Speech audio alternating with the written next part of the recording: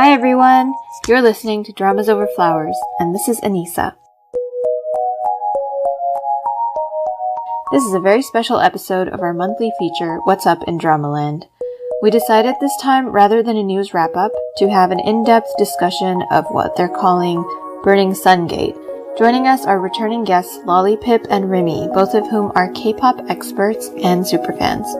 I hope you all find this semi-follow-up to our Men Behaving Badly episode a worthwhile listen. As always, please send feedback to dramasoverflowers@gmail.com, tweet to us at dramasoverflow, and find us on Patreon. Thank you, patrons! And now, showtime!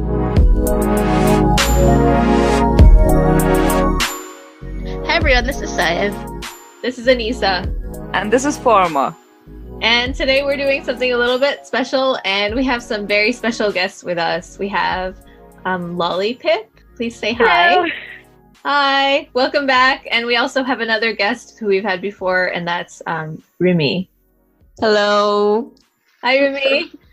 And Rimi joined us for our K-pop episode, and LollyPip joined us for our deep dive into Father is Strange. So if you haven't heard those are awesome. You should go back and listen to them.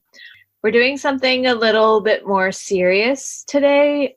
We're going to be having kind of an in-depth discussion about the Burning Sun Gate, which is what a lot of people are calling the scandal with, Seungri, Young, and like the chat room where they were sharing all those terrible videos. But also there's other stories that have been breaking kind of around the same time, such as the former Justice Minister Kim Ha-ki and his solicitation or the corruption that was happening with him a long time ago that is now like resurfacing, and also an investigation into Jang Jae-yeon's suicide, which happened 10 years ago. She was in Boys Over Flowers, but her friend has been campaigning to uncover the truth about what happened back then.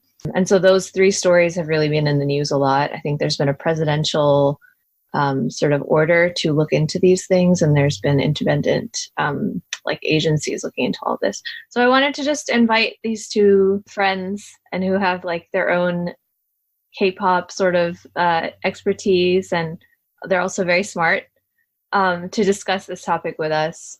So I just wanted to ask for initial reactions, I guess. So if I may just add on to how it started before going to initial reactions, it actually first came out at the end of January, where so MBC News Desk released this. There was an interview with a man, Mr. Kim, who was talking about being assaulted at Seungri's club, Burning Sun.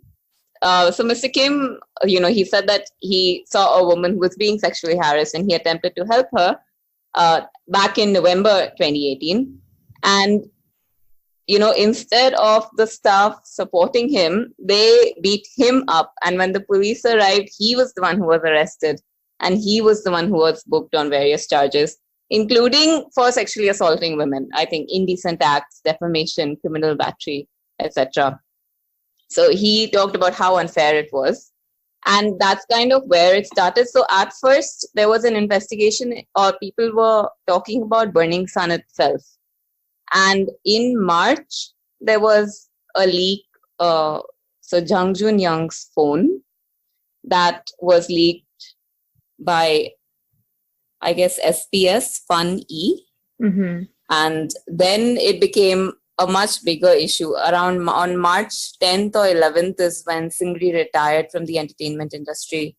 Around that time is when the chats were initially released, and edited chats, and even they are pretty disgusting to read. So after that, it kind of snowballed and became a very big thing. So in January end and February, I didn't realize how big it was. Seungri was also holding all of these concerts. There's a concert where he apologized to fans. His statement is that he was not involved directly in the running of the club. He was only promoting it because he's a celebrity, so he was lending his name to the club. And he said that he was not present at the club during Mr. Kim's alleged assault, and he heard about it later. So he apologized and he said he had not taken responsibility. I mean, he was not responsible for any of this, was basically his thing. And at that time, he was criticized quite heavily because in a variety show called I Live Alone, he had portrayed himself as being one of the people directly responsible for running the club. And I think there are clips of him like adjusting light bulbs or something like that. Now he was denying it. So he apologized for this at a concert. YG put out a statement. But on March 10th, I believe it was March 10th. Yeah, so. He was finally booked on sex bribery charges. And on March 11th, he announced his retirement, and SBS Funny broke the news of Jung Jun-young's phone. And after that, it kind of just snowballed. And it even, like, that is when it hit me that, oh my God, this is such a big thing. This is not just about one incident at one club, but it's a much bigger thing involving probably, you know, police collusion. Now there are ties to the underworld that people are talking about. There are this, you know, all of these women who have been sexually assaulted, who may have been raped, who have been filmed without consent. So it's quite a big deal. Yeah, and I apologize. I shouldn't have framed it as like starting it in March. I think that was sort of when it exploded onto the international, because this has been, you know, reported on by like The Guardian and, you know, Variety and Billboard and all CNN these and major, yeah. So it really has become a huge thing. I mean, my mother saw it on CNN and she was texting me like, "Oh my God, do you know who these guys are?" And I was like, "Yeah, well, unfortunately I do." Yeah, so thank you for Rimi for giving us that like really great timeline. So let's then talk about our sort of reactions to all of this. Well, I get all my news from Twitter. I have to admit, I also get all my news. I have to do a little bit of self-care with how much I expose myself to when it comes to the news. I mean, pretty much my mother lets me know when something really big happens if I haven't seen it online already. But I first heard about all this probably around like March 9th or 10th on Twitter when people started talking about Seungri getting, he wasn't arrested yet at that point, but, you know, that he was in some big trouble. So I pretty much, you know, for the next 2 or 3 days just was kind of stuck to Twitter, kind of following, you know, all of the articles that were coming out and everything, and just getting more and more horrified because unfortunately almost every single one of the artists who have been outed are someone I considered myself a fan of. So it's as a K-pop fan, it's been kind of, not to make it all about me, but it's been very traumatic because it's like each time I see somebody, I'm like, well, oh, fine, you too, you know, like how could you do? It's just been it's a feeling of betrayal as a fan, you know, and kind of hard to accept in that sense. And then you have the other side of it, which is very selfish, which is, oh, well, thank goodness at least my very favorite biases aren't involved yet, you know, so it's hard kind of not to see it through that filter, you know. I want to agree with that. So none of these artists are people I really follow. I do listen to Big Bang's music, but Seungri wasn't my favorite artist. And none of the others are people I follow. And I think they can all be classified as second generation K-pop. I'm mostly into third generation K-pop.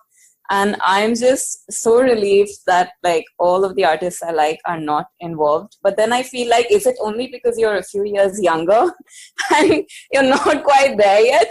I mean, I think I would be. It's not very reassuring. I think I would be crushed if I found out that like someone from BTS or 17 was involved in this. But it does seem to kind of be limited to that second generation. Yeah, but they're also younger. Yeah, it does seem to be limited to the second generation guys. I do think that.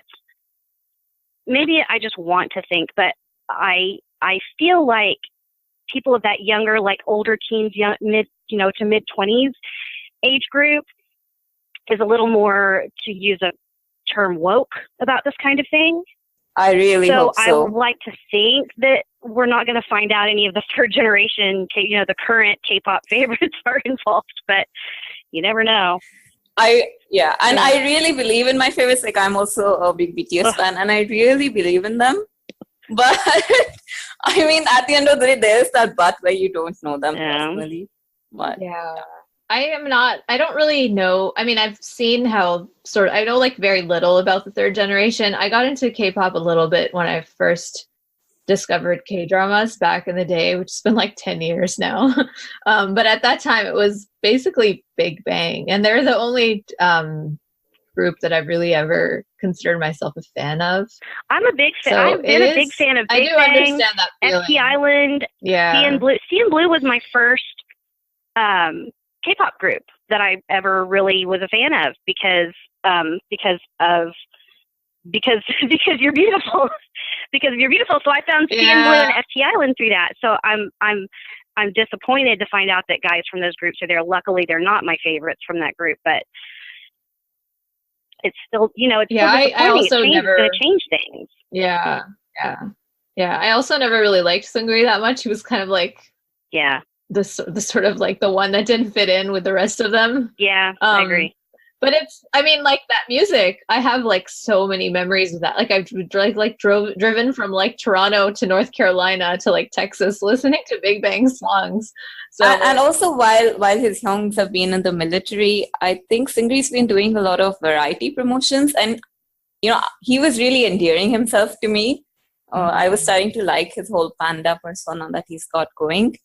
And then to read those chats and see, my God, there's such a vast difference between what he's like in real life versus what he shows on television.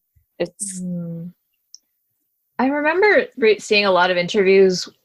There was a period where they would actually, all 5 of them, come on like once in a while to a variety like interview program, and like they wouldn't do it very often. But I do remember them being like, yeah, he's a businessman. He has a lot of political connections. He knows a lot of people. And like, he just always had this really like slick kind of like a very smooth talker who could probably convince anyone to do anything. Mm-hmm. And because of that, I was always a little suspicious of him. Isn't it funny that we as women are so tuned into that we can see it even when we've never met the person. Like we can pick that out in a person. Yeah, I think it's a self-protective kind of instinct that we develop as well. Definitely. Yeah. I think for me, if I was to talk about which one of these artists I really liked, it would have been Jung Junyoung. Yes. But like before the 2016 scandal came out, like I love. Yes, he has been blessed with an incredible voice. Like I have never heard anyone with a voice like that before.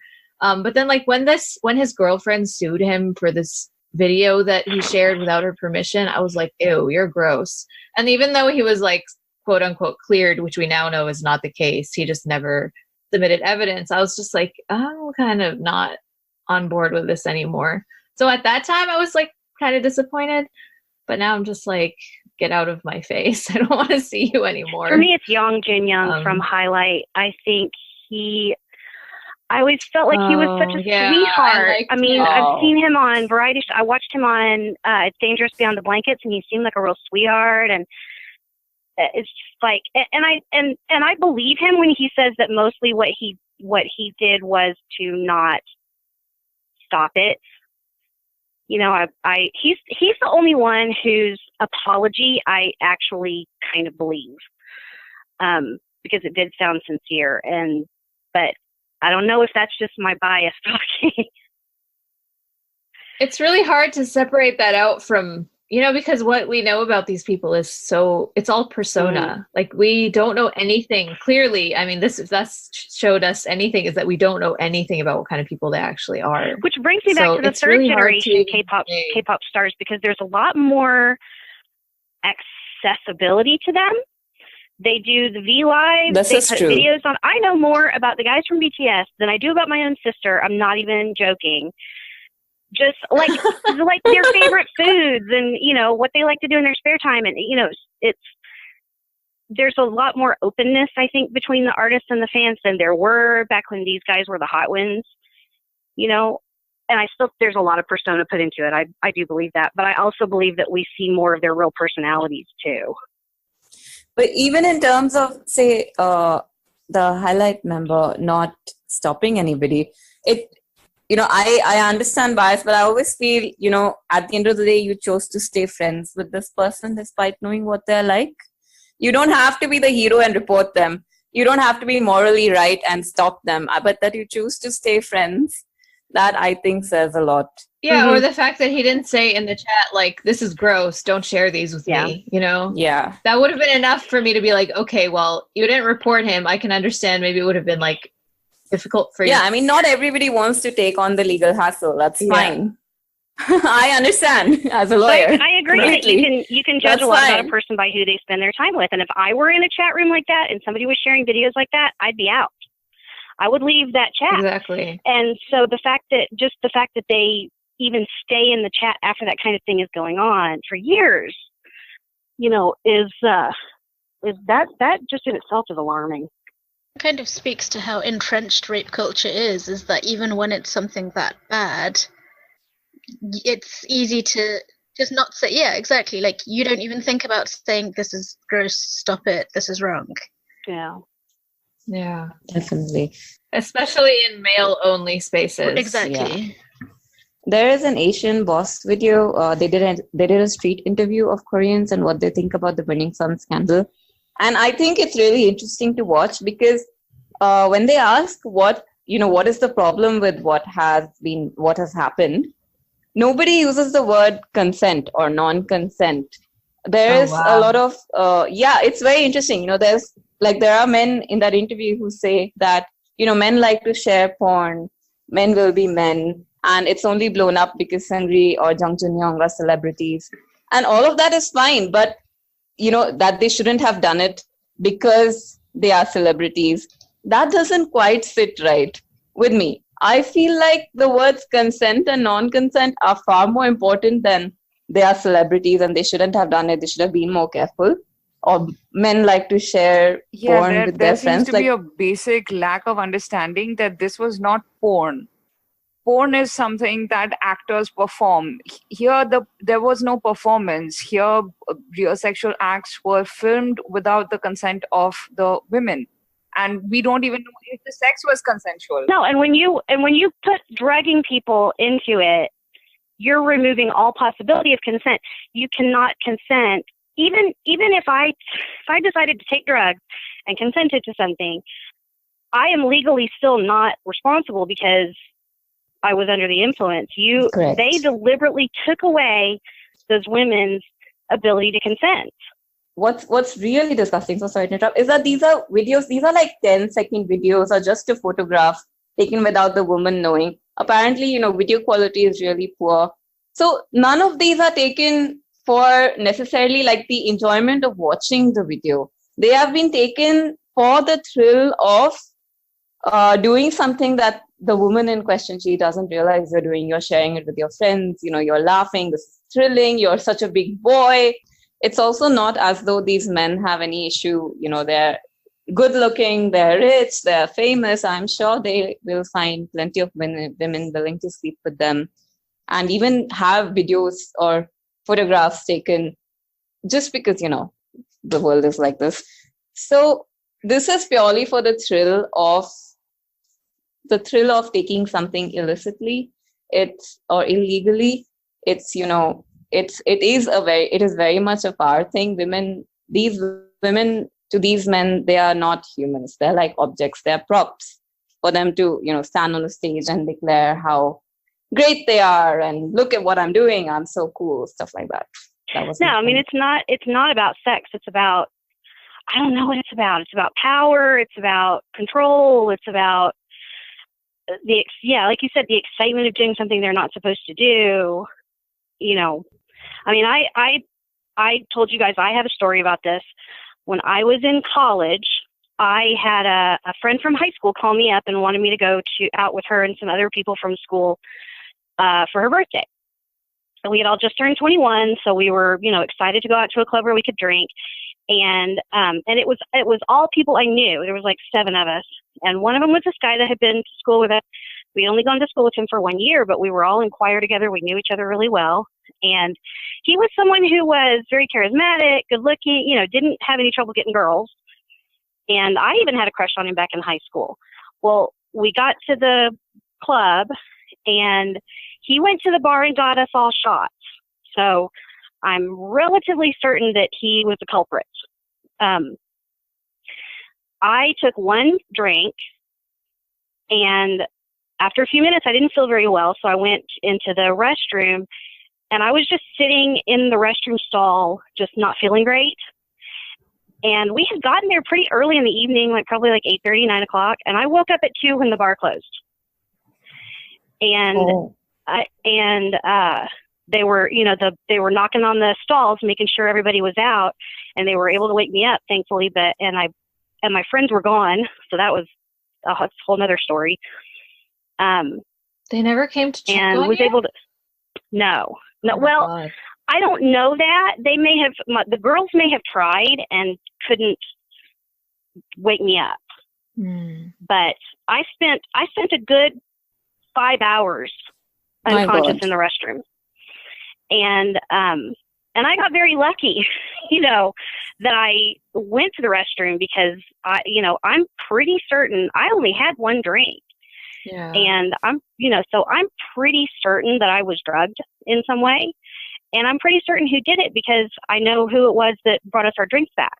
And, and it was really scary. Luckily, my father lived nearby and he was able to pick me up. But, it could have gone so much worse. So I know what it's like to have been roofied. You don't know what's happening. I have no memory of 5 hours of that night. And just the thought of these women being taken advantage of and then mocked and treated as inhuman. My whole body's shaking right now just thinking about it. I'm so sorry. It's very scary. What you said also reminds me of the female reporter who broke the story about the chat room.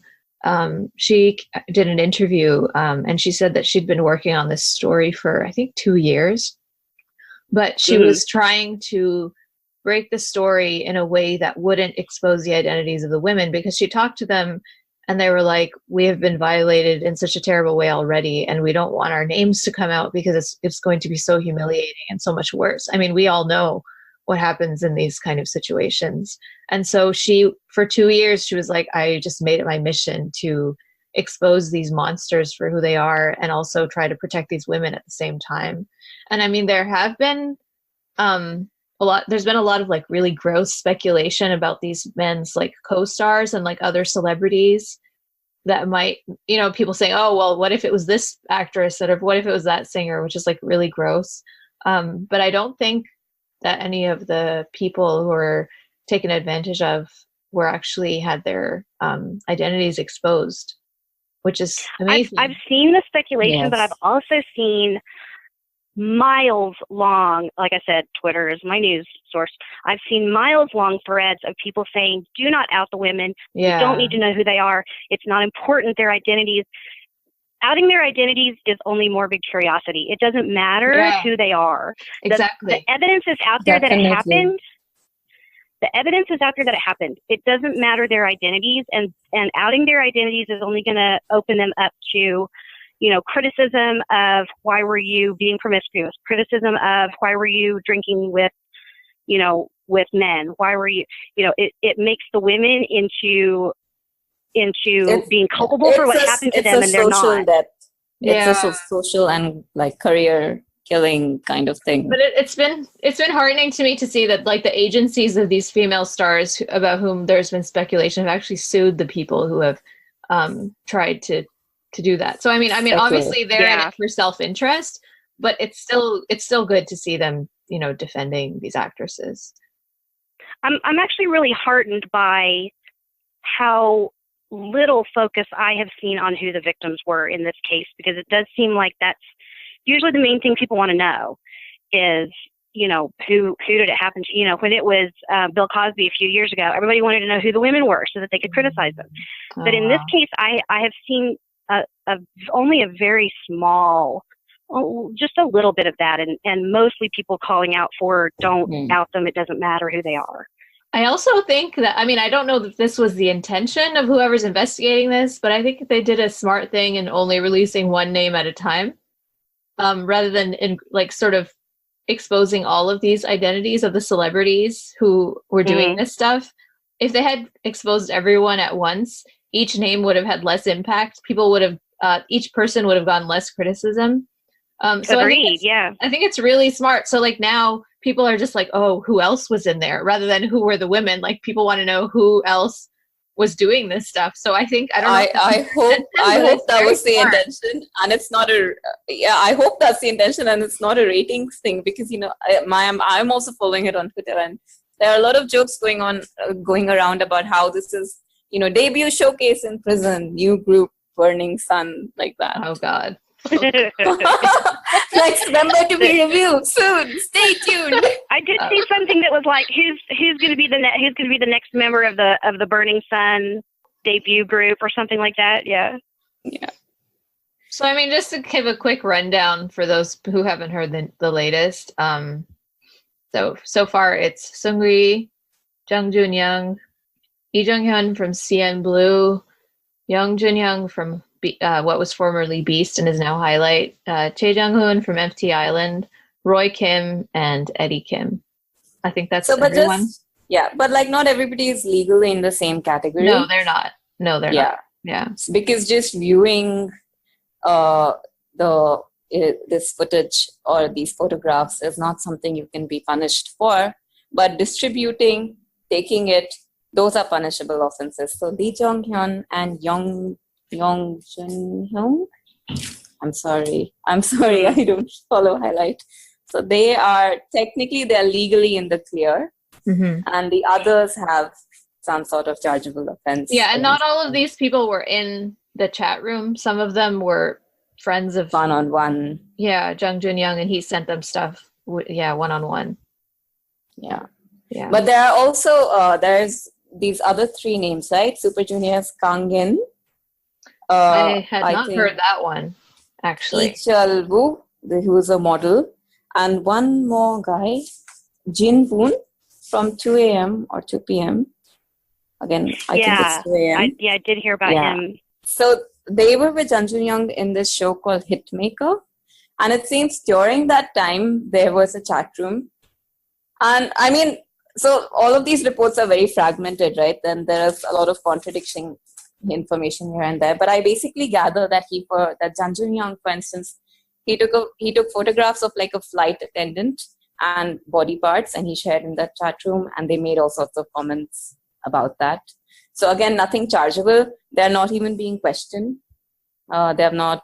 But and I think part of the difficulty with this is the way that this chat room was exposed was that a technician, I think, at the repair store where he had left his phone a couple of years ago, and then said that he didn't have his phone because it was in for repairs, actually recovered all the data that he had, I think, deleted and gave it to the police. Can I say, again, there's contradicting information, because I have read this, that it was leaked by a technician at the repair shop, but I have also read that actually when Jung Jun-young was initially accused of having shared this illegal footage of his ex-girlfriend, at that time the police took his phone and they acquired these chats. But for whatever reason, the investigation, because of various corruption, didn't go ahead, right?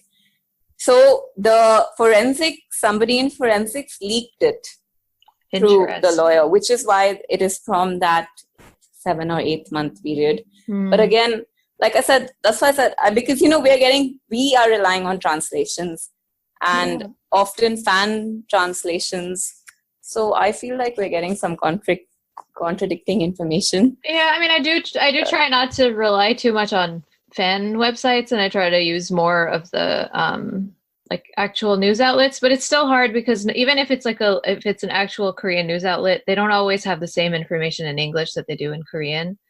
And my Korean is still not good enough where I can sit and read an entire news article and understand everything. So and I think the other thing is the fact that obviously the police are not telling us the truth because it's going to make them look bad because they didn't do their job when they were supposed to, and there's definitely some police corruption. So even if we do have the full Korean or an accurate translation, there's still conflicting reports of what's going on. Yeah, which is very clear in with the other. We didn't really get a chance to talk about Jang Jae-yeon, which is a really tragic story. But with her case, a lot of she actually named a lot of people in her suicide note, and that was 10 years ago, and things just got completely hushed up. And so obviously, I mean, this is all speculation, but obviously somebody is not willing to take these things for a full investigation, right? Like now they're investigating. And even her friend Yoonjio, who asked for police protection, has, like complained about the fact that they weren't protecting her in the way that she needed. Anisa, just so Jang Jae-yeon was a secondary character in Boys Over Flowers. She was like the jealous friend to the main female lead, and I think that is the role that she was most known for. And the accusations that she made was basically that she was forced to perform like sexual favors. Is that like she was basically coerced by certain CEOs, right? That was the accusation. And the problem was that her agency had sort of promised to help her, and then after that it becomes a bit murky. We don't know exactly what happens, but she was promised help. She there were conversations that she had with her sister or friend where she said that I'm going to get to the bottom of this. This is going to going to come out. I'm going to get help. And then within a very short period of time, she just ends up dead. It's worrying that her note was actually written a week before her death. And that makes me wonder because, unfortunately, through some personal experience, I know that a lot of suicide happens on impulse. And it's something that the person thinks about for a long time. But when they actually do it, they're not planning on doing it that day. It's an impulse. And so they tend to write, if they leave a note, they tend to write it right then. The fact that her letter was written a week in advance tells me that either she was in a really bad place or maybe it wasn't a suicide, and that's rampant speculation. But she was in a really bad place. But the thing was that the man is not mentioned, but someone from her agency had told her to write down everything that had happened to her. So that those people were also part. Like her letter was not her suicide note was not the only thing that like the sheafs of paper. Part of it was just papers that she had written before, because she was putting down everything on paper that had happened. And I read that she named more than 30 people in that list. So that's a lot of people, and they were all bigwigs. Yeah. They weren't small fry. And I remember when so there's definitely an agenda. Yeah, I remember when this story broke and everyone was really shaken and they were like, oh my God, what's going to happen? And then it just went away. It was just like nothing after that. Yeah, because in this the current case, in the whole Burning Sun issue, as big as the celebrities involved, as big as that side is, there's also like an not equally, but almost as big discussion on police corruption and like how far back that goes. And that's why the Jang Jae-yeon case. Like we have mostly discussed the Molka issue, but there is the clubs in the Gangnam area and the police collusion that's been happening. And, I mean, there's talk of embezzlement of money by, say, even Seungri, and there are money laundering through the underworld. I don't know. There's all sorts of issues. Sex trafficking and sexual work in general is a huge industry everywhere else. The fact is that in Korea, the ways that it's legal in other places legal in a very broad way, but the fact that in Korea the laws are much, I'm not quite sure what the right word is, but they're not as accommodating of sex work. But there's a lot of money in it, so that's obviously that's flowing through the whole system one way or another. Yeah, it happens, whether they want it to or not. It's just that it's going on under the surface, like under the table. Yeah. And I mean, the Burning Sun thing is particularly horrific because there are reports that club patrons, right, not women who are providing sex for money, but club patrons were also drugged. And they were taken to these VIP clients where, they were drugged and they were roofied. They have no idea what's happening.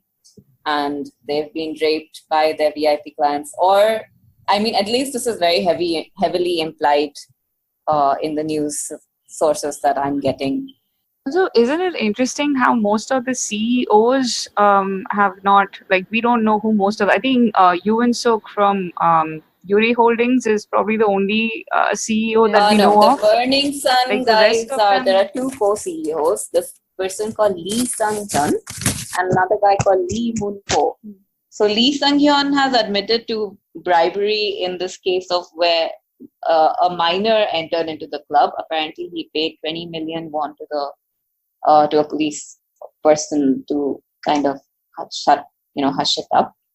And Lee Moon-ho has tested positive for drugs, but I think his arrest warrant was rejected despite the positive test. So these are the two co-CEOs of Burning Sun. No, I'm not talking about the CEOs of the Burning Sun, but like in the chat rooms. But CEOs in general. Yeah, like there seem to be so many, like then, like of course their names weren't exposed.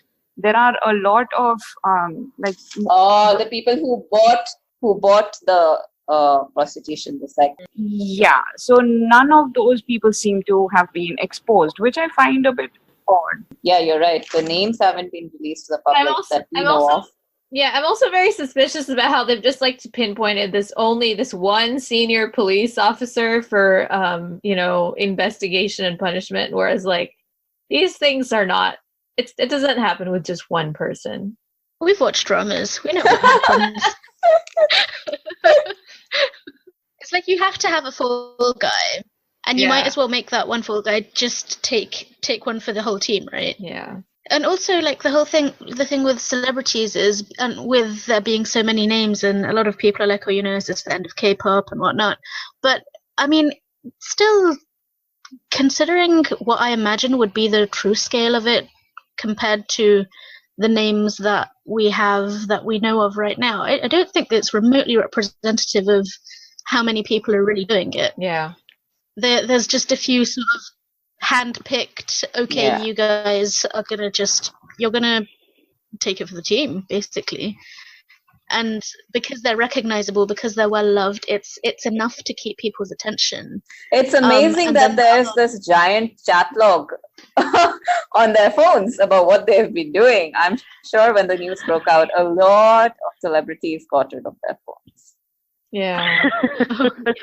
Seungri told the group to throw away their phones, and that's why like they are not able to access more recent stuff, and they're looking at stuff from like 2016, right? Yeah. That's what's scary, is that none of this has even happened in the last 3 years. Like, this is all things that happened a while ago. Not that makes it less valid, but it makes me scared of like, okay, well, what else have they been doing in the last 3 years?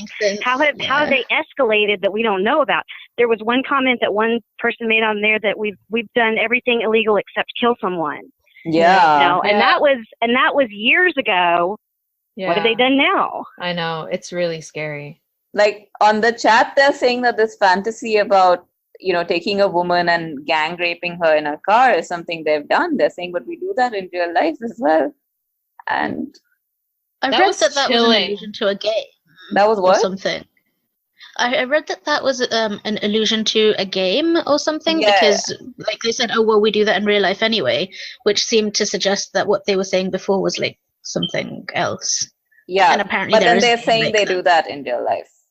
Yeah, anyway. Of course, which is disgusting. Yeah, it's just... We'll probably move on to the next thing. What's the next thing? My face is bright red, you guys. Rage and disgust for hours, but this is why I have to monitor. I have to like limit what news I'm expose myself to. Not because it like makes me depressed or anything like that, but because I get so angry and I just want to yeah. It's like that anger where there's nothing you can do. This is still like, I know, like if it was something you can go out and do something about, then it's like, okay, I'm doing something. But with this, there's nothing you can do except watch it unfold. Exactly. Yeah. Wasn't there not soon after all of these names came out, wasn't there another breaking news about was it a hotel or a motel and the spy cams that they had installed? About 1,600 guests have been filmed in various hotels. I think across. Who was behind that? Was there any news on that? I read that there are 4 people that have been booked, but booked meaning basically, I think it means that you now have a record, like they process your fingerprints and that's how I understand it anyway. So I read that there have been 4 people who have been booked, but beyond that, no.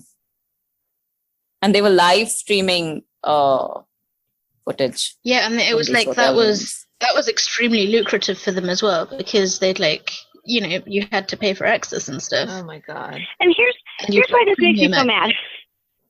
Here's why this makes me so mad. I am actually I'm a damn liberal, and I think that if you want, I think that prostitution should be legal. I think that drugs should be legal. I think people should be allowed to do whatever they want with themselves. And I believe that making things illegal makes them illicit and more exciting and more alluring to people who are drawn to that sort of thing. So I really think that a lot of decriminalizing can help with this sort of thing, because if things like, if things like prostitution and drugs were not illegal, people wouldn't be out there, killing and hurting people for it. But so that's why it makes me so mad. Because that is something that's crossed my mind a lot. Because it feels to me so unnecessary. Like if and people that are going to go and hurt other people are going to do that regardless. And if you're banning it, then the laws need to be strong enough to take care of it, right? Like, for example, so there's a 2017 either an amendment or a supplementary act to the Criminal Act. I think it's an amendment where they talk about offenses. Wait, let me just pull it out. Yeah, where they talk about like Article 14. I have this, it's a very poor shooting with a camera. And the idea basically is body parts that induce sexual desire or humiliation. In the sense that if you have these laws, right, they need to be stronger. Body parts that induce. Can you explain it a little bit more in detail? Because you told us before we were recording. Yeah. Okay, so I brought up the rape laws actually. So what are the rape laws like in Korea that you know? Article 297 of the Criminal Act. A person who, by means of violence or intimidation, has sexual intercourse with another shall be punished by imprisonment for a limited term of at least 3 years. So I want to stress on this. A person who, by means of violence or intimidation. The word consent, that is not what the rape law is based on. It is based on the other person using violence or intimidation. Right? In contrast, I only know the Indian law. So the Indian law only says that a man will rape a woman. It doesn't recognize it the other way around. But I just wanted to compare. Let me pull it out. So very loyally hearing the swishing of pages. Yeah, I'm so sorry. Please edit that out. No, I love it. I think it's great. It's much more like it gives it more authenticity. We have a real lawyer here, guys. No, but I'm not a criminal lawyer. So, we ignored the fact that Indian law only says that men rape women. There's no recognition of other genders. We ignore all of that. So, but XY does XYZ things under the circumstances falling under any of the following 7 descriptions. First, against her will. Secondly, without her consent. Thirdly, with her consent, when her consent has been obtained by putting her or any person in whom she is interested in fear of death or of hurt. And it goes on like this. So I think that you can see the clear difference. Like over here in South Korea. Very detailed, yeah. Yeah, consent isn't the deal. It is only about violence or intimidation being used on the other party. There's no mention of like drugs or being intoxicated and not being even... Right. Yeah. But this is actually, it is part of the law. There is a 2017, I guess there's a supplementary act called Special Acts for Punishment of Sexual Violence Crimes, and it supplements the Criminal Act. Drugs thing at least is not in the Criminal Act. It may be in the Special Act, but the Special Act talks about the Molka. So it's a 2017 December introduction. Yeah, I think I remember last year when the women in Seoul were doing these massive demonstrations, one of the things that they were complaining about was that even though the maximum punishment for this is 5 years, men were just getting away with a slap on the wrist. And then there was like maybe one woman who was convicted for this, and they gave her the maximum punishment. I read that. And also in 2016, the National Police Agency released statistics. Only 3% of reported perpetrators were detained under this shooting with a camera Molka thing. So even though there's a maximum of 5 years and there's a fine, it's, yeah. The maximum could also be 7 years, by the way. I'm really sorry. My translations, I'm doing the best I can. But I think if you film, you can get up to maximum 7 years. If you merely distribute, you can get up to 5 years. For watching, you get nothing. I'm not sure if it will apply. I guess it applies retrospectively as well to a person. So I'll just read out Article 299. A person who has sexual intercourse with a female or commits an indecent act on another by taking advantage of the other's condition of unconsciousness or inability to resist shall be punished in accordance with the preceding two articles. Preceding two articles is limited imprisonment for not less than 3 years, violence and intimidation, that's rape. And indecent act by compulsion, violence and intimidation, commits an indecent act on another, that's not more than 10 years, or by a fine not exceeding 15 million won. So it's there in the Criminal Act, and you know what the sentence is. Wow. And what kind of charges Jun Jun-young might be facing, or Seungri or Chae Jong-hun would be facing. Yeah. Let's hope they get the maximums. Yeah. Yeah, and honestly, like there are so many stories coming out every day about new cases that we can't even try to talk about all of them. So it's really rampant. There was just one last thing I did want to add. I don't know if it's too late or too early. About decriminalizing things like pornography or prostitution or gambling or any of the other things. Like I have wondered over the course of all of this if it would have been different if those things had been legal. In a more loose way.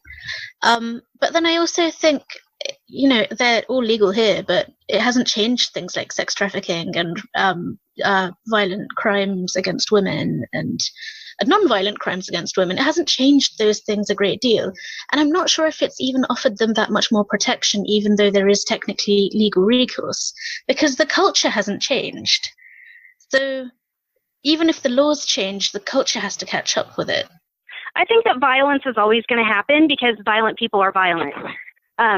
Here in Nevada, prostitution is legal. And I know I've read somewhere that something like, sexually transmitted diseases and the instances of rape and stuff like that are a little bit lower in Nevada, and they think that has something to do with it. And a correlation is not causation, but there isn't really, there aren't too many good studies about legalizing prostitution, decreasing general violence against women in any country. However, there are some really good studies on how decriminalizing prostitution does decrease violence against prostitutes. Because sex workers always suffer the most when they are in any country where prostitution is illegal. And I'm going to give you, the case in point is going to be my own country. India makes prostitution legal, but in the weirdest way. Everything like soliciting, having a brothel, everything is illegal. It's you can't stand on the side of a pavement and just, if you are seen talking to a man, you can be, like, it's not going to be just anyone. The police, of course, profile these women, and it's a mess. So there is no way that sex workers can gather together to support each other and do this in a legal way where they can be safe. They always have to go through the most unsafe parts, and they are constantly harassed and exploited by the police and by the communities who know that, they are scared of the law. The biggest issue also is that then they cannot approach, for instance, if they can also be raped, right? Or they can be violently, physically assaulted during the act of providing, say, sexual service. And they cannot report this to the police because what they were doing was illegal in the first place. Or what if they contract HIV? Can they go to a hospital and, or another sexually transmitted disease? Can they go to a hospital and can they seek treatment? None of that. Yeah. So the point is that where sex work is truly legal, violence against sex workers has been shown to diminish like drastically. So we can't sort of correlate the whole legalization of sex work to the larger social problem of women facing violence, because women face violence in so many different ways.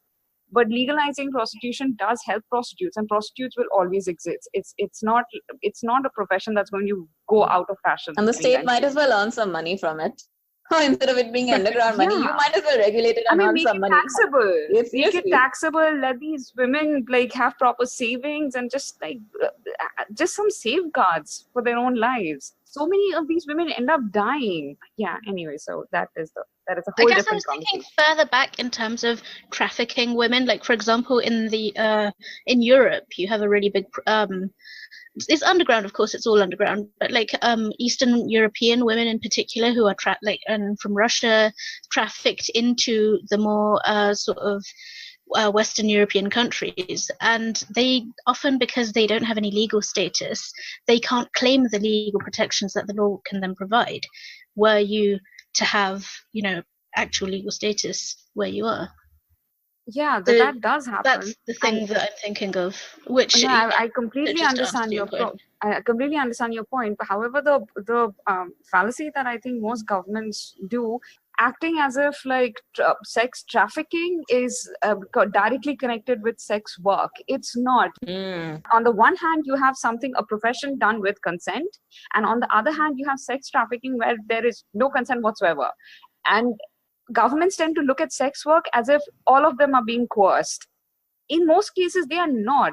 However, sex trafficking does, this is an entirely different conversation, but my point is that they tend to sort of collate the two, and that causes problems for everyone. It doesn't solve anything. None of these trafficking laws have ever been able to do much for actual human trafficking, but they have surely been able to like make lives very hard for sex workers. Thank you for that clarification. It's a really needed one, I think. Thank you. Thank you. So, from that very serious back to us. Yeah. Okay, so we won't be ending this portion of our conversation, but rather than just like putting a pause to it for now, because as women, I feel like this is a conversation that we are continuously having, unfortunately. So to move on to the dramas that a few of you have like brought up, and I think I've seen a few of them, and some of them are older, some of them are very recent. So let's start with the current ones. Sure, let's start with current ones. LollyPip, you had mentioned The Fiery Priest, and I think, are you recapping that one?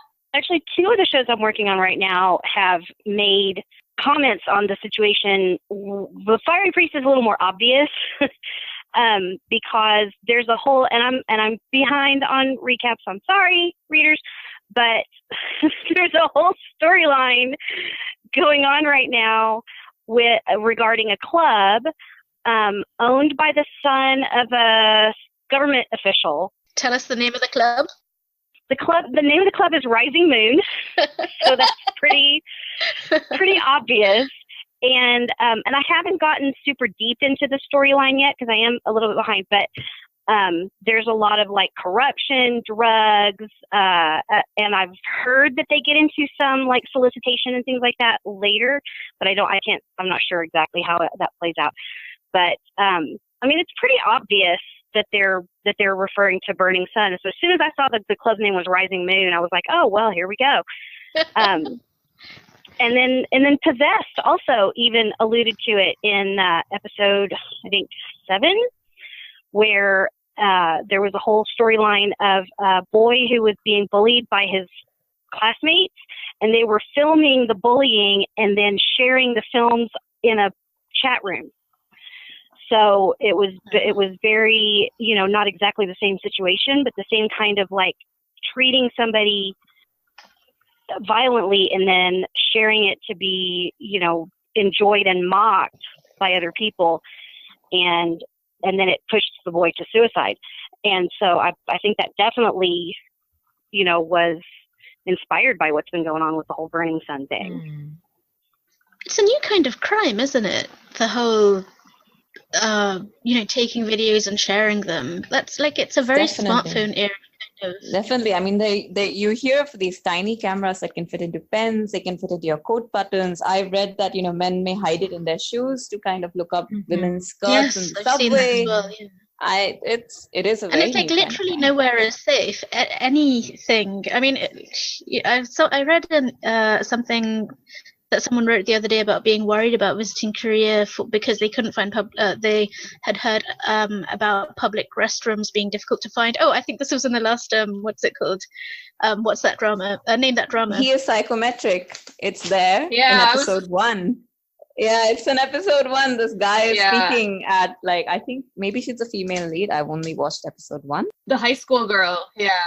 Yeah, and she sees him and she chases after him, and then she mistakes the male lead for this guy. For a second, I thought, wait, the male lead was doing this. Then I realized that she was mistaken. That's fine. Like they weren't because for a moment you're like, are they going to play this off for laughs? Yeah. And this is the great thing about the live shooting system in Korea is that they really can tap into what's going on immediately. The only great thing, in my opinion. Yes. Maybe not the only, but one of the only at least. Because you see this, they react to stuff so quickly. Like a news will break in 1 week, and a week later you're already going to see allusions to it in a drama. And I wonder, how subversive are writers allowed to be? That's another thing I wonder, because we did talk in, I think, our last yak about how many restrictions, how much restriction there is around what exactly you're allowed to say or show in a drama. So how far are they pushing it when they bring these illusions in? I always wonder. I think we talked about this in our collaboration the Riz test with the Riz test. Yeah. Just now a drama popped into my head. I'd completely forgotten about this, but I was completely disgusted when I saw this. Do you have any of you watched Devilish Joy?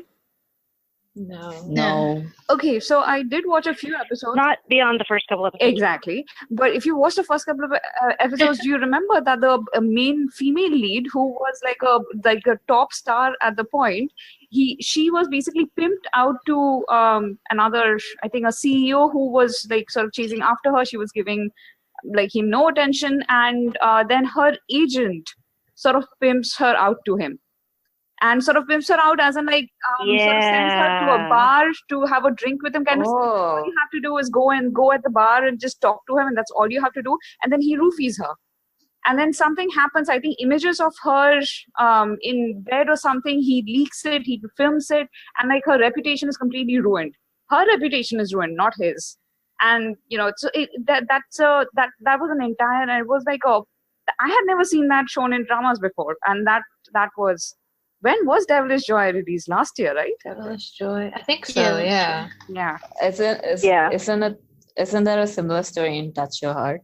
We haven't got there yet, but yeah. Okay, sorry. We can go there now. Let's go there next. Segue. Yeah, so you are absolutely right. There is a similar story where the female lead is sort of accosted by sort of a stalker / admirer who's again the CEO of or brother of let's just call them all CEOs. A chaebol son, yeah. All of these evil chaebol. Evil chaebol child. Until they meet the female lead and they are drastically transformed. That's like me recapping Haiti. I just decided they're all ministers. Forget it. I don't care about their title. Yeah, exactly.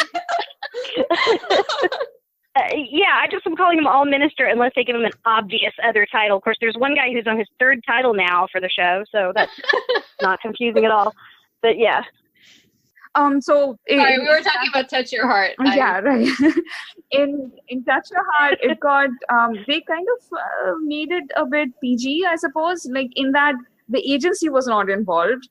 She got sort of cornered by her stalker admirer person. Yeah, so that was and nothing actually horrifying happened. She just got implicated in a drug case. But initially, before that reveal happened, the way they had shown how she was the one to take the brunt of the public outrage and how her character was sort of ripped apart and her career was ripped apart, that was really interesting, because that is exactly what would happen. And that's why I think it's important that the victims' names are not released, because then it'll just be all about the women, yes, and definitely, and that's not fair. They shouldn't suffer their, personally or with their careers because they were preyed upon. Because the second you have a victim, you have victim shaming, and victim blaming. Exactly. Yeah. And it turns the focus of the story from the perpetrators to the victims, and then they can quietly sneak away while you do that. Which is why I find this Burning Sun scandal really interesting to follow, because the victims slash survivors are not the ones who are bringing out these stories. So it's not the focus, like with the Me Too movement in Korea, the focus was all about doubting the women's story. It didn't really take off the way it took off in India or in America, mostly in America. I mean, even in India, it was pretty slashed down. But the focus here is all about the investigation. There is this whole official investigation going on. So it's the support for the perpetrators is just from diehard fans. Most people aren't doubting the information that's coming out, which would absolutely happen if the stories were coming out through the victims. So that is, which is not fair, but it's true. Yeah. Exactly. And I think also like the very instrument that allowed them to actually take and share these, the technology that allows for people to take and share these videos is also the technology that's tripping them up, in the sense that like there's actual evidence of like files of their, records of their texts and their sharing, and they can't, you can never really truly erase something once it's gone on the internet. Exactly. But also it seems that the police are having a really hard time getting hold of the dialogue, right, with Kakao Talk. Yeah, like I said, I have very little trust in what the police is telling anybody. Allegedly. We're genre savvy. Quote unquote.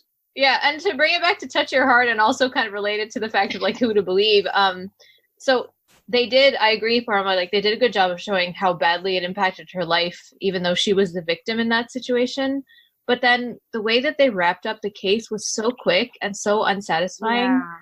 Yeah. And then later, one of our friends was mentioning, was it Hellcat? Helen. Yeah, Hellcat from Drama Beans, who recapped the drama. She was saying that she had heard that after Burning Sun broke, which actually broke during this drama's run, that they actually condensed that storyline because they didn't want it to be associated with the real life scandal that was happening. I don't know if that's true, but this is what she said that she had heard. So that's another element. Like, I wonder if this is a way in which the live shoot system affected it by making them sort of step back from that storyline a little bit, because there was a lot of filler in the end that could have been taken up by the stalker had clearly been built up for a larger plot than what we actually got in the end. Yeah. This actually makes sense. And at the end of the day, she is dating a lawyer, right? So it is the perfect setup to kind of... Right. I was actually looking forward to like them taking him down. And it just was very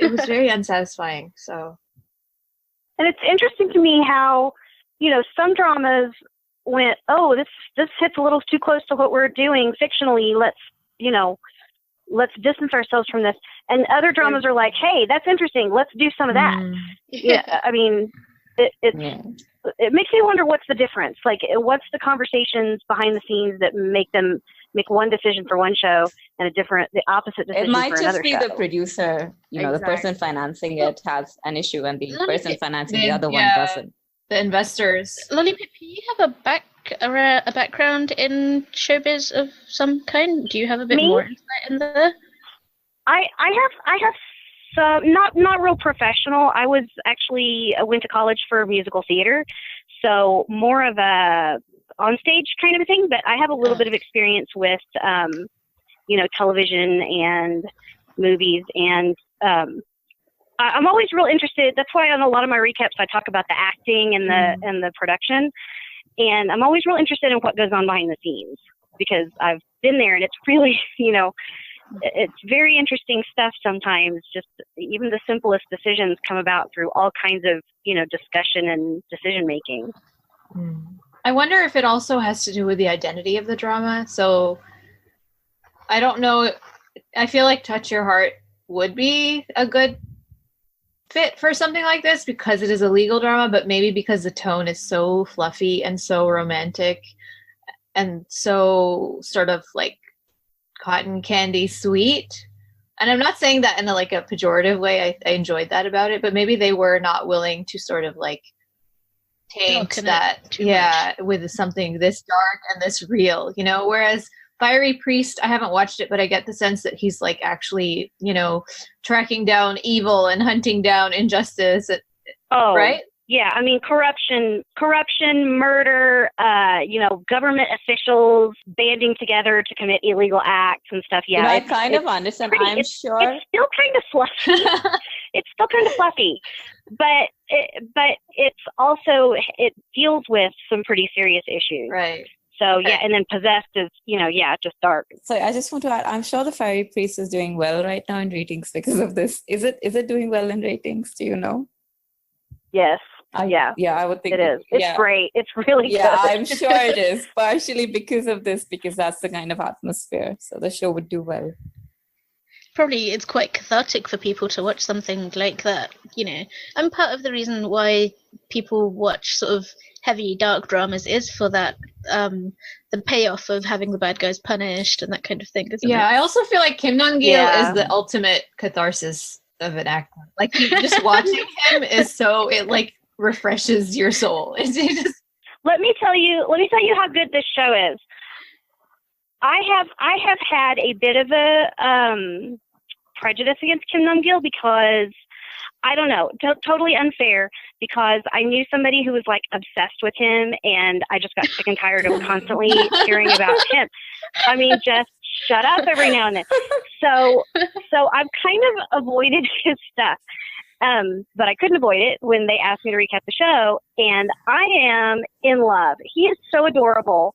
I mean, that's how good this show is, and this character that he's playing, that, it's totally changed my mind on him, and it's a great, everybody watch it. Yeah, I didn't have strong feelings about him either way, but then I recapped Live Up to Your Name, and after one episode, I was like, you're the best! So, I agree. I even pinch hit one or two episodes of that. And even that, I was like, okay, maybe he's not so bad, but it still didn't win me over, but I am completely won over. Okay, I'm going to watch Fiery Priest. He's just great. He's so cute. I hate adding things to my watch list. Stop it. I know, I don't have time to watch anything. I know. I have such a long list for when school ends. I don't think it's actually going to be accomplished, but I live in hope. So this is why, if you don't catch it when it's live, that your chances kind of instantly slim down to about 5% of ever watching it. Yeah. Ever. Yeah. So speaking of how busy we are, let's try to quickly just touch on some of the other dramas that we wanted to mention. Did we talk about Possessed? We did. Yeah. LollyPip brought up. I mentioned the storyline, but it's just a side story. It's the killer uses this situation to put the hero he uses the situation to make a point to the hero that people are evil. And so it's not a major storyline. It's maybe 10 minutes worth of the show. But it was real, they showed the video that the kids made of themselves bullying the kid, and it's got a bit of a sexual tone to it. They say that they stripped him down naked and then put a rope around his neck and make him, run around like a dog. God. Yeah, it very much alludes to the fact that there might have been a sexual component to the abuse as well. But the main part is that they were doing this to the kid, and then they say they uploaded it to a private internet room is what they said. And so it just felt very, we're making this reference here, but we're not making it we're not doing the exact same thing, but we're definitely making a reference. Yeah. Kind of acknowledging that this kind of thing is happening and people are aware of it. It's a social issue. Exactly. So I think none of us have watched this, but somebody had mentioned Big Issue as well. Yeah. I've only read that it refers to it quite majorly, but I have not watched it. Okay. And then there's some older dramas that have taken on the topic of rape, sexual assault, chaebols, and powerful elites.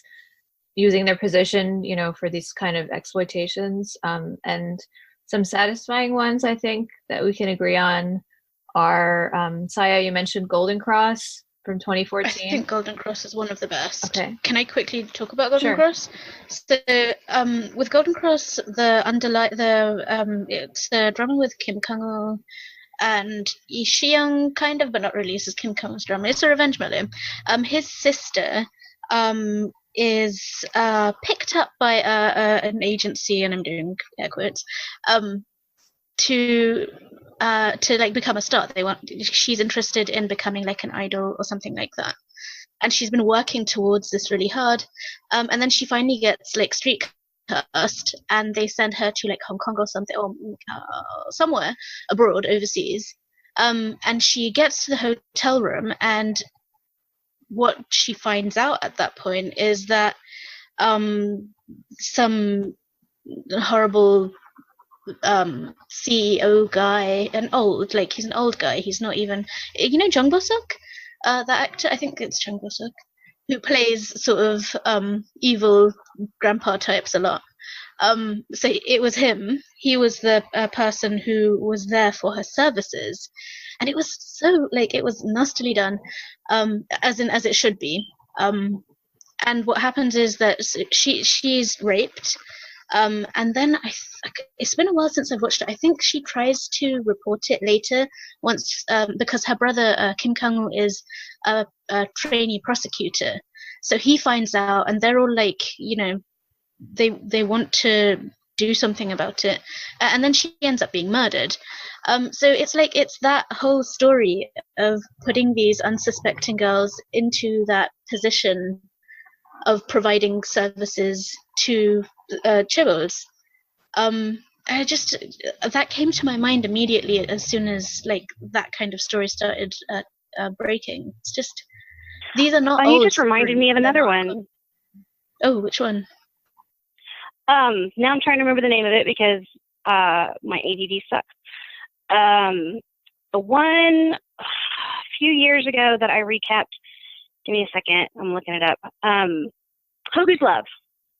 Oh, did that have that as well? Yeah. The whole storyline, not exactly the same thing, but the whole storyline was that the main female character has a baby out of wedlock, and you come to find out later that she was, played by Yui, that she was raped by an up-and-coming, famous swimmer. Yeah.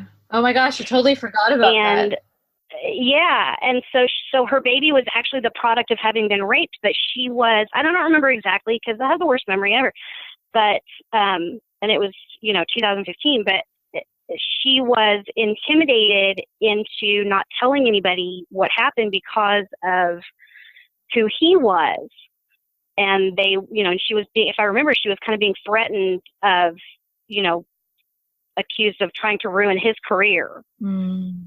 Yeah. And so, I mean, this kind of stuff is very, very prevalent in all media, not just, Korean, but American television and all, just because it's scary because it's something that actually does happen. Yeah, and it's so rampant that you cannot have a show about the police or about corruption or about crime without having these stories just baked into the sort of the atmosphere of these shows. But then it's does it just become normalized then? I think we've all seen Signal. Signal has that really horrific gang rape case that's based on a real case that actually happened.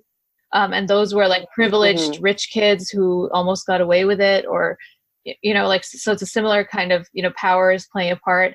And then in Forest of Secrets, there's part of the first kind of case that, makes Jo Sung-woo's character suspicious is this sort of, there's a girl that was provided to a powerful person by someone in the prosecutor's office, or someone finds out about that. I don't remember the details now, so please don't quote me on this, but there is that aspect of an escort or solicitation or abuse.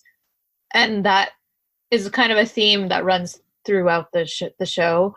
And then, as you mentioned, Saya, in Rescue Me, there is that scene of humiliation. Younger brother. Oh.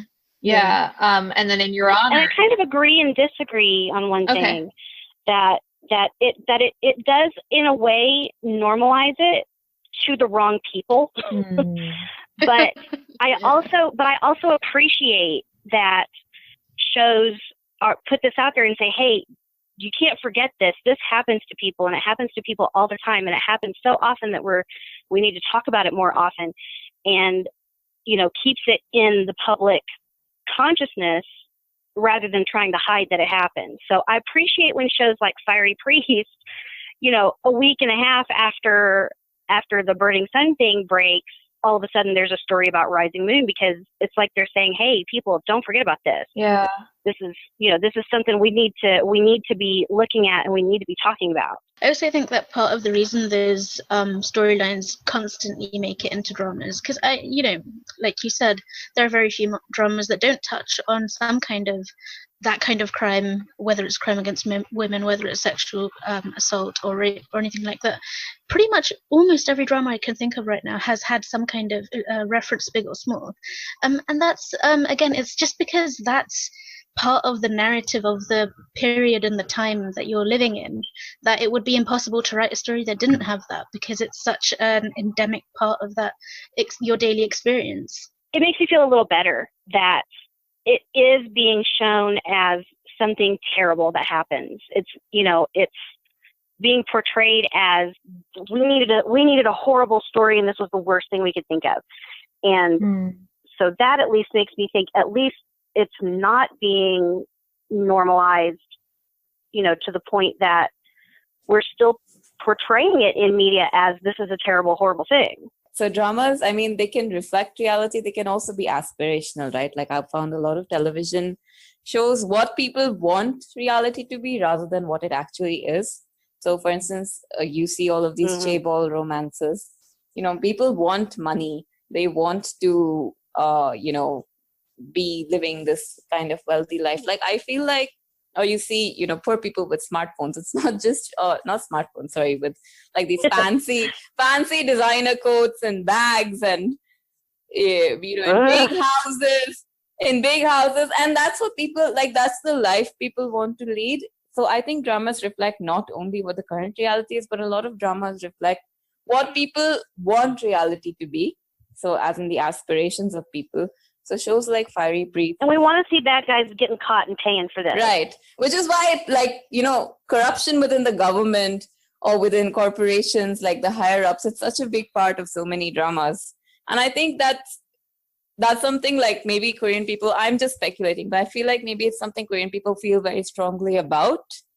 And that's why it's a part of so many dramas. Yeah, and I think, like you said, it's aspirational in the sense that there is no feeling of a guarantee that you will actually get justice in your justice system. And I think it's a similar feeling in America, is that you don't really trust the justice system to give you justice. And so these crime shows are aspirational in the sense that, like, in a procedural of 42 minutes, and like the bad guy is caught and he's put behind bars, and who did what. But I think, like, to your point, LollyPip, about like feeling that it's good that it's being portrayed as something horrifying and terrible, and like, I think it also depends on the execution by the particular show. Oh, definitely. So like, we've listed some really good examples. I just want to also add Your Honor from last year to that. But then there are also some really horrifying examples of shows that, for example, portray sexual assault or rape, but then they almost do it in like a voyeuristic. They don't fulfill their promise. Yeah, like we talked about this with Pretty Noona, is that we felt like it sort of started talking about workplace sexual harassment, and then it just turned into this really voyeuristic sort of, they kept on showing this clip of these women being humiliated over and over again, and then you don't really get this narrative satisfaction of her gaining victory, or even just like having a satisfying like emotional arc through the whole process of like confronting her abusers. And she just like gets demoted, and then she moves on as if it was like no big deal, and those people are still in power. If you're talking about those stories as aspirational, that's part of why Pretty Noona was such a sort of betraying drama. Definitely. Because it took all of those aspirations, and it took all of the hope that you put in it to deliver a story that is emotionally satisfying to you, even if you know that in real life you don't get justice that way. it took all of that and it crushed it under its heel. And I wonder if Why maybe did this is a function drama? of like women who are writing these dramas and a lot of times men who are directing them.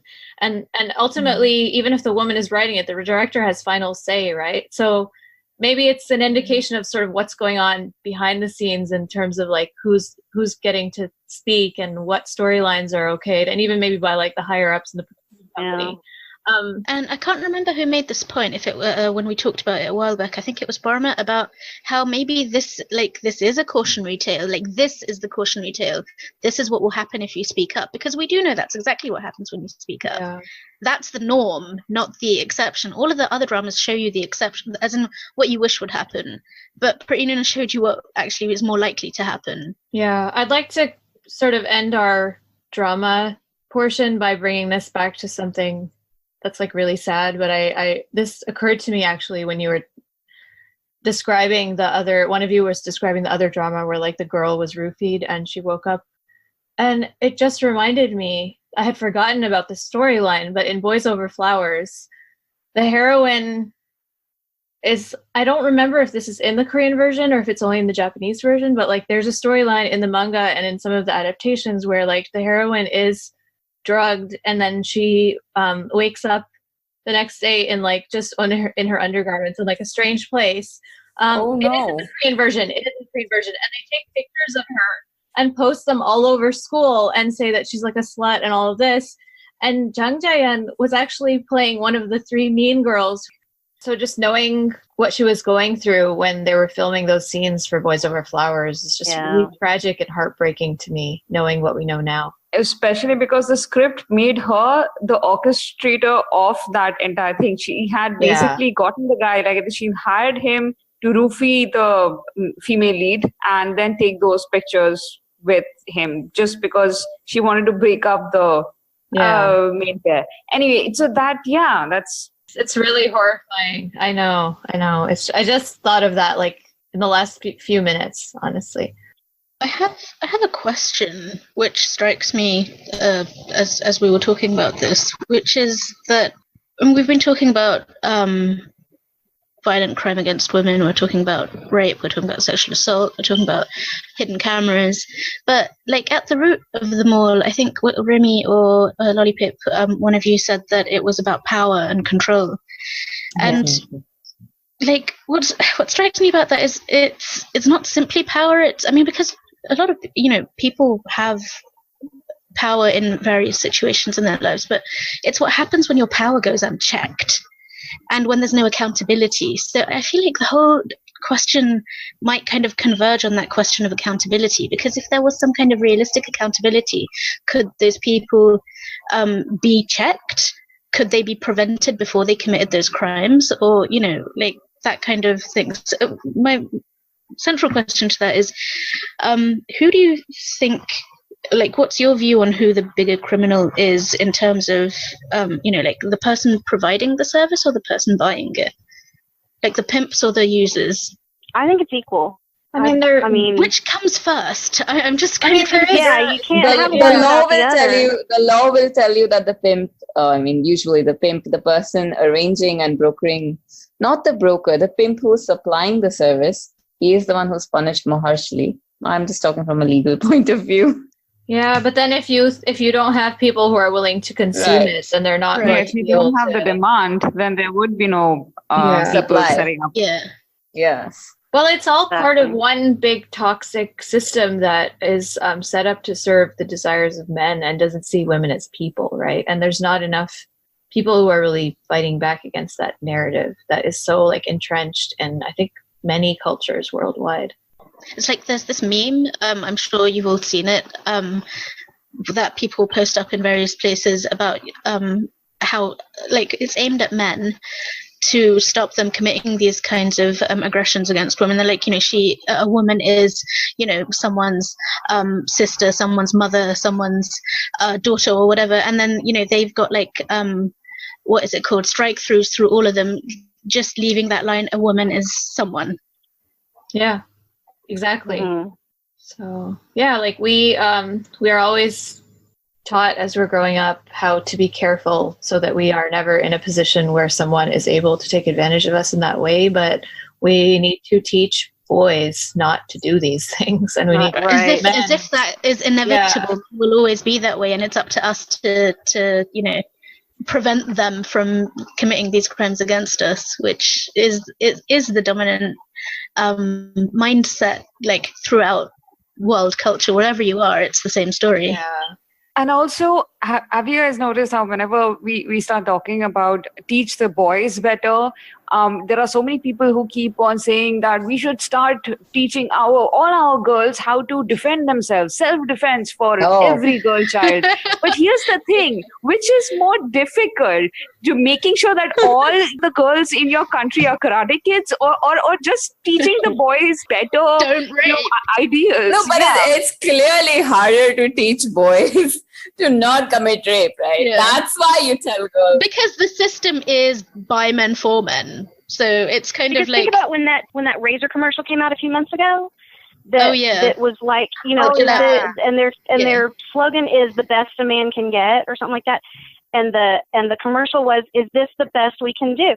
And men got so upset about that. The women are going, "Why are you so mad that we're just asking you to be better? Just be nice, just be good people. Why is that so upsetting that you feel like your rights are being stomped on when we're just asking you to be better people and teach your sons to be better people?" But the worst that I saw from that, the fallout from that commercial, was women defending men in their lives, talking about how my dad is exactly the kind of person they're showing in the commercial. Are you trying to say that he's a bad man? He's such a good man. He respects women and all of that. But he's disgusted by this commercial. And I just don't, did you miss the point completely? Is this deliberate? What is this? Can I link this to Burning Sun? Sure. I wanted to bring up, sorry, I'll continue. Of course you can, that's the point. No, I wanted to bring up how there are still so many fans defending people like Seungri. So if you do a quick Twitter search, just do Seungri's name. At this point, the only people posting about him are people still supporting him. And the first few tweets you'll see, other than news tweets, are, "I've been jobless, blah, blah. May Seungri bless us all with his love and light and other stuff as well." And it's like a picture of Jesus, but with Seungri's face. Right. Oh my God. Let me be clear about something.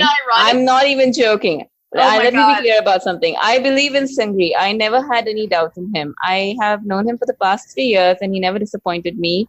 I'm always thankful for him and for the times he made me feel happy. Good Lord. So I believe in Seungri and I wait for him patiently. The only kings no one other can compare to you. It's like he's the Messiah.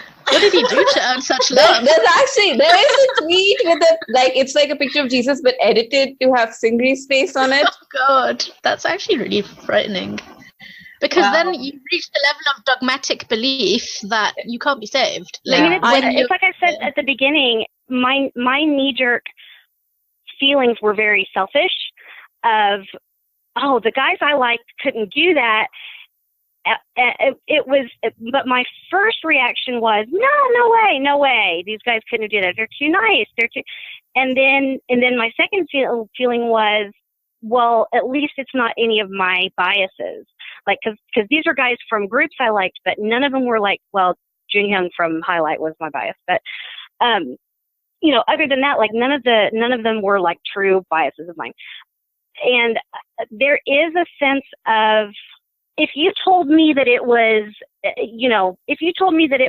Jin from BTS doing this, I would try to, I know, right? I would try to deny it to myself. I would really have a hard time accepting that. Dude, seriously, I could not believe it. Like, I understand. Yeah. That is your instinct, is to, when it's someone that is really your very favorite, you just don't want to believe it. And so I don't blame them for having that initial reaction, but once you see the evidence, I don't know how you can I don't know how you can deny it once you've seen all like ultimately you have to accept that you don't know them as people.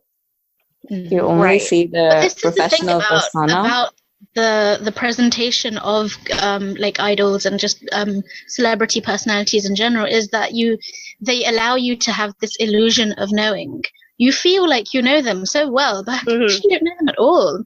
And K-pop is marketed that way, right? Like they're marketed as your boyfriend or your girlfriend, and you're supposed to know them. You're supposed to have fantasies about them and feel like that close, Yeah. And bringing it back to BTS, BTS has even done a couple of songs. One of them, though, The Truth Untold, I don't know if you guys are familiar with it, but the entire meaning of the song is, we don't show you who we really are. You see what we want you to see. And the song is the song is this very sorrowful, we wish we could show you who we really are, but we don't think you would love us if we did. And this is in so many of their lyrics. Even outro Her has Yoongi's lines about wake up to make up to something to mask on. And it's in so many of their lyrics that, I mean, that whole song just makes me cry, because it's the entire song is, if you knew who we really were, you wouldn't love us. And their title track is Fake Love. I'm so sorry, but it's Fake Love. Yeah, so Fake Love too. Random question. Do they write their own songs?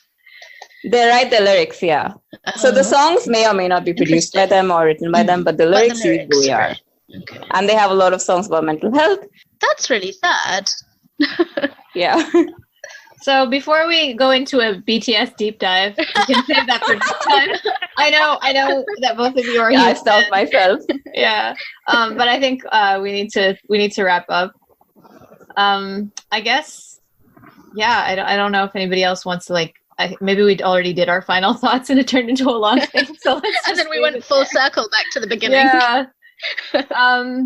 So I think the personal investment that you have in these people definitely clouds your judgment sometimes. I think it's important to recognize that. And I think that's also part of, to bring it back to the broader sort of conversation about, rape culture and male dominance is, being, when you have power resulting from systems of privilege that are in your favor, you're going to be very resistant to even recognizing that there's a problem because you're benefiting from that. And like you said, Barama, there are also women who are sort of tangentially, no joke, there is a female representative in the Colorado State Congress who objected to a law that was asking for equal pay because she was offended by the fact that she thought that it was attacking white men. And she was like, white men have done a lot for me. I think white men are amazing. What? I don't understand the hatred was she towards white? white men. Was she She white? was white. She's a white woman. She voted against an amendment or a law that was asking for equal pay for women. So there's been a bit of work on this, hasn't there? About there's white women whose whiteness comes before their genderness, even when they're actually not benefiting from that. Exactly, it's a whole thing. So I'm just, and I know that's another. I guess she's benefiting in terms of her constituency and her votes. But also, as in, whiteness is the privilege that it's the privilege that trumps all, not the privilege that trumps all. Anyway, so whiteness supersedes any of their other privileges, even though she's clearly disadvantaged as a woman. She won't stand with women of color. She would sooner stand with other white men. People. So I was just talking with someone online the other day about the gatekeepers, the women that, and they're almost always older women that have that feeling of, well, I had to suffer, so do you. Why should you have it easier than I had it? And that's, so we should all be helping. It should be, I had such a hard time and I don't want you to suffer like I did, so what can I do to help you? And that mentality, it's not that way. It's blocking change and it's blocking, improvement for these things. So I hope that this is big enough scandal that actually maybe something might change, but I'm also very cynical because I study history. So I don't know if Rimi can tell us, has there been much talk about whether it's going to change Korean law or anything? I have not really seen anything. Like I said, there appears to have been this 2017 amendment, so that appears to be fairly recent. But anything more recently?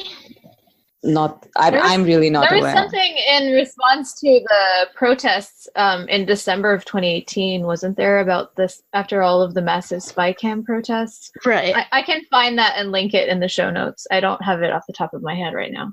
So my final thoughts are going to be about the hidden cameras. I was watching a documentary recently about how this group of women, they are trying really hard to push the government into creating laws that would stop instances of hidden camera footage recording and making them public and all of that.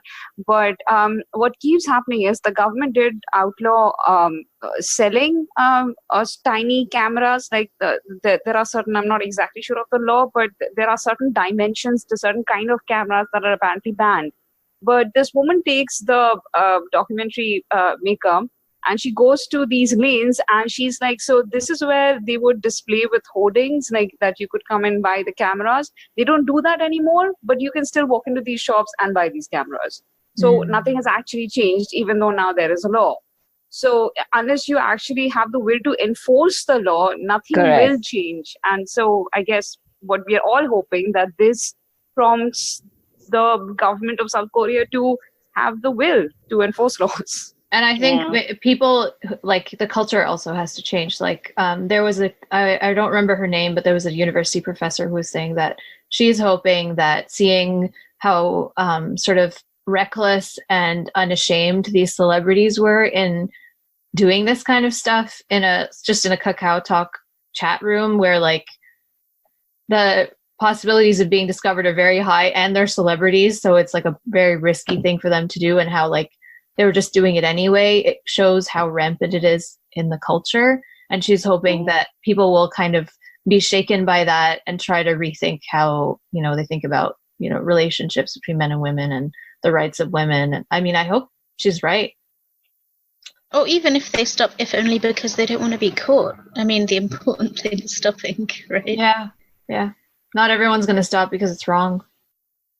Yeah. Thank you so much for joining us to talk about this difficult topic. And I know it's kind of painful and dark. Oh, thank you. Really appreciated your insights. Yeah, thank you for asking to be part of this. You guys brought so much expertise and insight. I learned so much. Because I basically came into this as a member of the audience. I'm here to provide, audience reactions. But yeah, I felt like I really learned a lot from your discussion. Thank you for joining us. Well, it's something that especially we have to talk about, especially because it's hard to talk about. Absolutely. All right. Okay, bye-bye. Bye. 수고했습니다. So, when's the BTS podcast?